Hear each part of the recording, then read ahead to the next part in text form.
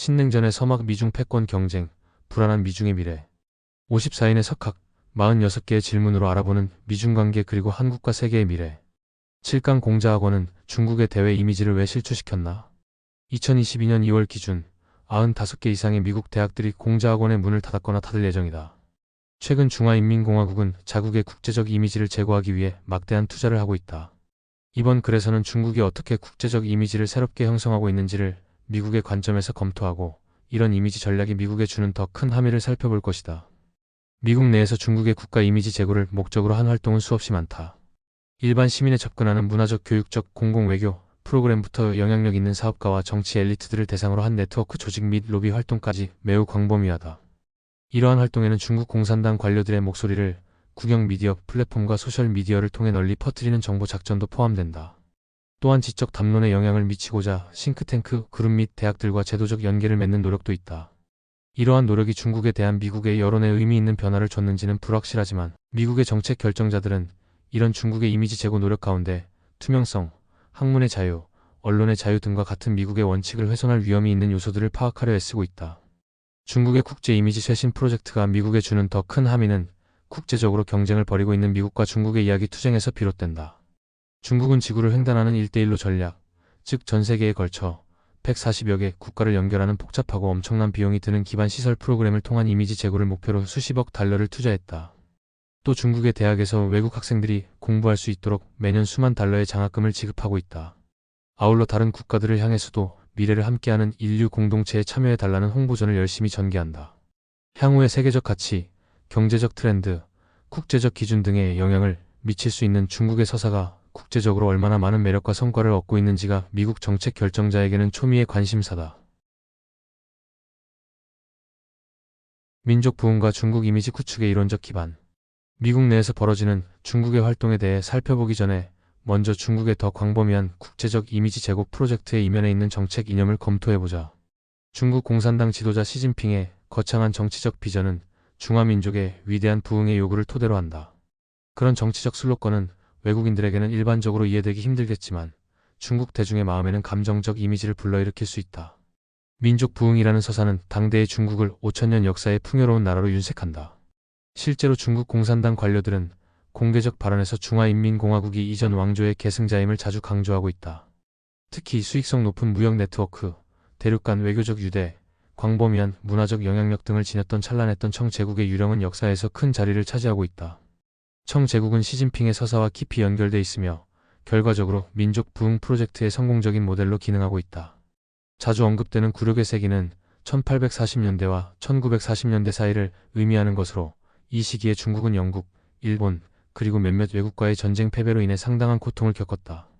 이 용어는 지난 몇 년 동안 대중의 감성을 자극하는 데 이용됐다. 2013년 이후 인류 운명 공동체에 동참해달라는 다른 국가들을 향한 중국의 반복적인 요청은 중국 공산당의 세계관을 잘 드러내고 있다. 중국의 영향력을 늘리기 위해 중국 외교관들은 UN 같은 국제적인 대회에서 쓰는 공식 문서에 그 문구를 넣고자 무척 애를 쓰고 있다. 중국 지도자들도 인류 운명 공동체라는 표현을 자주 사용하는데 그것은 이제 미국에 의해 주도되는 국제 질서가 아니라 새로운 다극적 질서의 시대가 됐음을 의미한다. 중국인민대학교 교수이자 대중지식인인 왕 이웨이는 미국의 확대 사법 관할권 남용, 군사력 악용, 금융 패권의 남용 결과 점점 더 많은 국가들이 자국의 운명을 스스로 결정하고자 탈미국화를 목표로 투쟁하게 될 것이다. 그리고 인류 운명 공동체 건설은 더욱 촉진될 것이다라고 주장하기도 했다. 인류 운명 공동체에서 단순히 다른 국가들과 대등한 역할을 수행하기를 바란다는 중국의 주장은 의심의 여지가 많다. 2017년 19차 공산당 대회에서 시진핑은 다가오는 시대에는 중국이 세계 무대의 중심으로 더 가까이 이동하는 것을 보게 되리라 장담했다.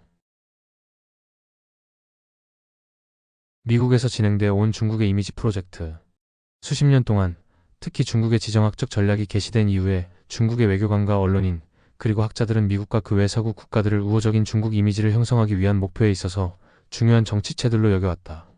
중국 지식인들은 그들이 소위 중국 위협론이라고 말하는 서구적 관점에 특히나 격한 반응을 보인다. 중국의 흥기가 세계의 위협이 된다는 그 관점은 불공정할 뿐만 아니라 서구 중심적인 시각의 산물이기 때문이다. 이런 이유로 중국은 미국의 국내 여론에 영향을 미치기 위해 많은 투자를 하고 있다. 트럼프 행정부에서 미중 간 긴장이 높아짐에 따라 미국 관료들은 중국의 이런 노력들을 끊임없이 경계해왔다. 미국 당국자들이 샅샅이 조사한 중국의 미국 내 이미지 프로젝트 활동은 다음과 같다. 공자학원. 전 세계의 550개 공자학원 중 100개 이상이 미국에 세워져 있다. 중국의 언어와 문화센터 역할을 하는 이 기관들은 보통 대학과 파트너십을 맺으며 개원한다. 일단 설립이 되면 이 학교들은 그 지역의 유치원생부터 고등학생에 이르는 학생들을 대상으로 공자교실을 열고 중국어 과정을 제공한다. 대중 지식인들뿐만 아니라 마코 루비오, 테드 크루즈, 세스 몰튼 등 미 연방의회 의원들도 공자학원 프로그램의 제도적, 개인적 효과에 대해 우려를 밝혀왔다. 그들은 이런 프로그램들이 대학의 학문적 자유를 위축시킬 수 있으며 학생들의 마음속에 중국에 대해 잘못된 인식을 주입시킬 위험이 있다고 주장한다. 2020년 8월 미 국무부는 워싱턴의 미국 공자학원 센터를 외교 공간으로 규정, 미국 당국의 활동 보고서를 제출해야 한다고 지정했다. 나아가 의회는 많은 대학들에게 공자학원과의 파트너십을 해지하도록 압박했다. 2022년 2월 기준 95개 이상의 미국 대학들이 공자학원의 문을 닫았거나 닫을 예정이다. 국영 언론 매체.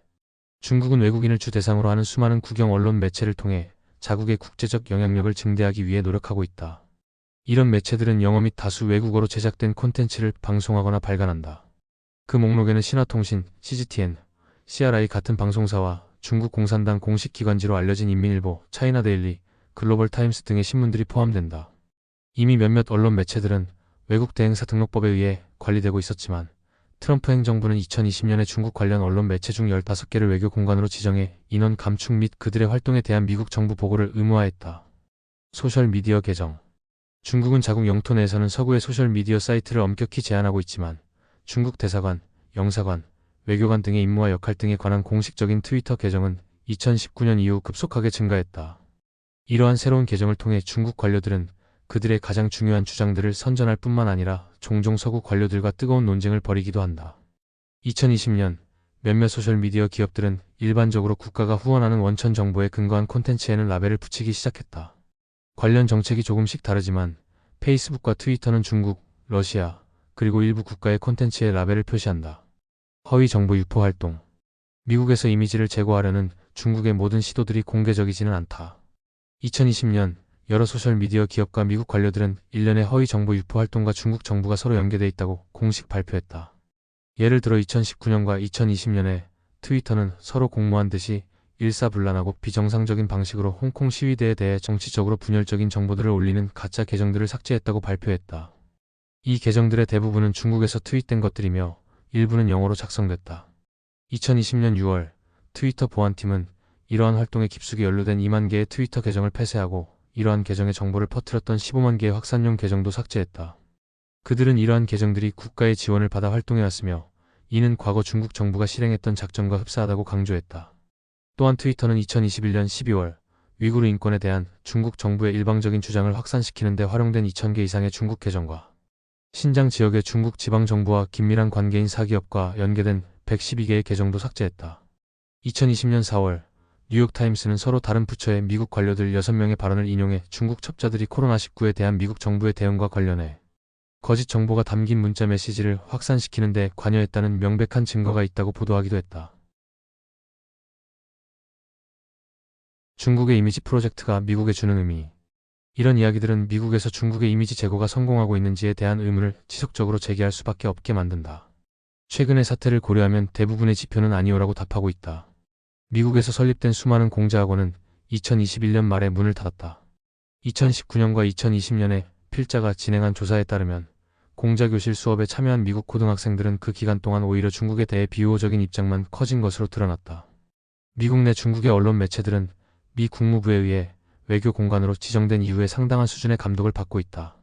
소셜미디어 기업들은 국가 연계적인 계정들의 중국 원천 콘텐츠에 라벨을 달고 있으며 중국의 허위 정보 유포 활동에 동원된 수천 개의 계정을 폐쇄했다. 그뿐만 아니라 퓨리서치 센터의 자료에 의하면 중국에 대한 미국인의 우호적인 답변은 2000년대 초반에 조사를 시작한 이후 2021년 가장 낮은 수치를 기록했다.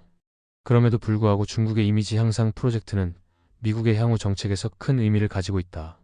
이미지를 향상시키려는 중국의 노력이 미국 여론에 영향을 미치지 못한다고 해도 우리는 최종 결론을 내기 전에 몇 가지 문제를 들여다볼 필요가 있다. 더구나 중국 정부의 온라인 정보 활동 중 다수가 대만이나 홍콩 같은 중국어권에 집중되고 있는데 이를 위해 미국에 있는 소셜미디어 플랫폼을 활용하고 있는 것이다.